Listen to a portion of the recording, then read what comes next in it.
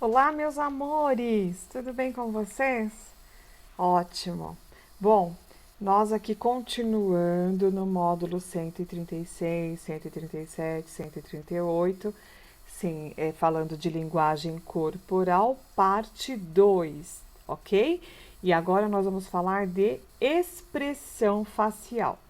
Antes nós falamos da linguagem corporal, né? O que o nosso corpo consegue transmitir, o que estamos sentindo, né? Ou aquela irritabilidade, ou aquela impaciência, né? Ou aquele nervosismo, enfim, conseguimos aí com os gestos do nosso corpo, né? Aquele batidinha de pé no chão, enfim, ficar estalando os dedos, né? Tem gente que tem mania de ficar mordendo assim o cantinho da bochecha, assim pelo lado de dentro da boca, ou ficar enrolando, né? Passando o dedo no cabelo, enfim. Várias pessoas, a maioria das pessoas tem esse tipo de gesto, né? Que mostra aí a preocupação, ou a felicidade, ou a irritabilidade, enfim, a insegurança, né? Vários gestos aí que podem expressar o seu sentimento do momento, ok? E agora, meus amores, nós vamos falar o quê? Da expressão facial, tá? Então vamos começar aqui vendo essa estátua do deus Dionísio, né? Ou Baco na mitologia romana. Na antiga religião grega, Dionísio era reconhecido como o deus das festas, do vinho e do teatro. Filho de Zeus e da princesa Semele, ele é a única divindade nascida de um mortal. Para os gregos, Dionísio retratava a fuga às convenções, sendo então um símbolo do caos e do inesperado. Na mitologia romana, Dionísio representa o deus Baco. Ok, meus amores? E aí, continuamos aqui e falando da expressão facial.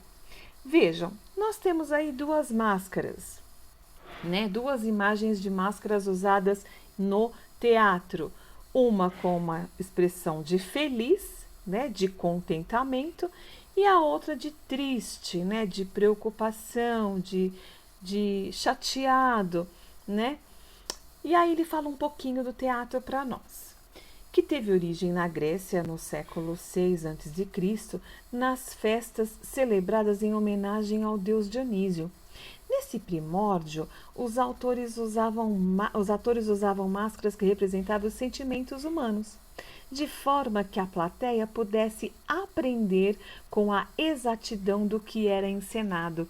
Lembra que eu falei para vocês no outro módulo? Só que no caso nós estávamos falando do quê? Da mímica, que se você perde um trechinho só, que você se preocupa com uma mosca que passou do seu lado, pronto. Já não consegue entender mais nada, porque é tudo pela gestual e pela expressão também facial. E aqui é a mesma coisa. Isso porque era comum que houvesse um público grande para assistir à peça e muita gente ficava distante dos atores. As máscaras, então, elas contribuíam para evidenciar de perto e de longe as expressões faciais. Além disso, nessa época, as mulheres não eram consideradas cidadãs e assim não podiam atuar. Olha que absurdo, minhas lindas! Então, as máscaras, especialmente as coloridas e com perucas, serviam também para solucionar o problema da ausência feminina nas encenações. Olha como eles conseguiam arrumar jeito para tudo, né? Hoje, esse acessório não caiu totalmente em desuso nas manifestações culturais. No carnaval, por exemplo, as máscaras ainda têm forte presença.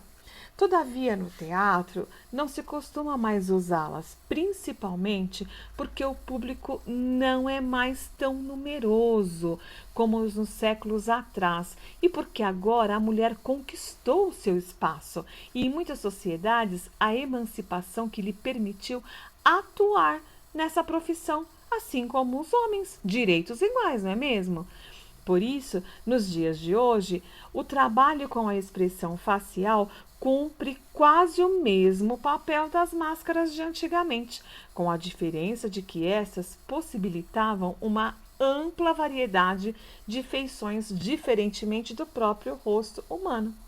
Para um ator nos dias de hoje, ter controle sobre suas feições a ponto de expressar de maneira exata o seu sentimento que deseja é um instrumento poderoso para a boa interpretação no palco, mas não apenas para ele tal habilidade é vantajosa. Em qualquer tipo de interpretação humana, saber sinalizar por meio da face a alegria ou a tristeza, por exemplo, é um excelente caminho para a comunicação que se dê sem nenhum mal entendido. Olha aqui, ó.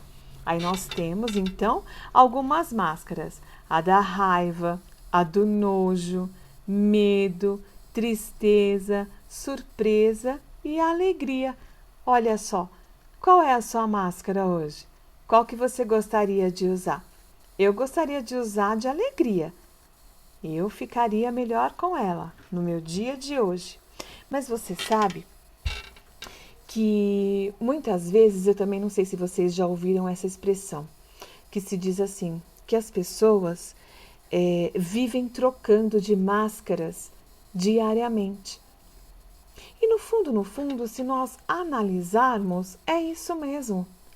Cada dia é uma máscara diferente. Se você está com medo, por exemplo, a sua face retrata isso.